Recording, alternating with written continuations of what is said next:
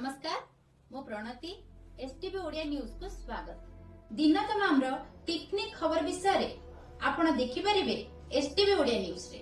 आमे आपण को जणाउछु ग्रामांचल एवं सहरांचल रे घटुवा घटना और दुर्घटना। विद्यालय रे वार्षिक क्रीड़ा सहित सांस्कृतिक कार्यक्रम अनुष्ठित। बालेश्वर जिला अंतर्गत सिमुलिया ब्लॉक कुंडी ग्राम आशामणि उच्च विद्यालय 43तम वार्षिक क्रीड़ा और सांस्कृतिक कार्यक्रम अनुष्ठित हो जाइए। आयोजित सभारे गौरसंघ जम्बेश्वर महाविद्यालय अध्यापक उमाकांत नायक, विद्यालय प्राक्तन प्रधान शिक्षक रमाकांत महांती, प्राक्तन शिक्षक रामचंद्र पत्री, प्रधान शिक्षक गजेन्द्र दास प्रमुख जोग देइथिले।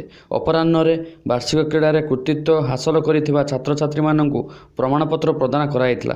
छात्र छात्री माननक द्वारा आयोजित नृत्य कार्यक्रम समस्तंकर मन मोहिथिला।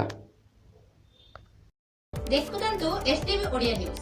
आम चैनल को सब्सक्राइब, लाइक और शेयर करने को जमा भूलिबेनी। रहुची।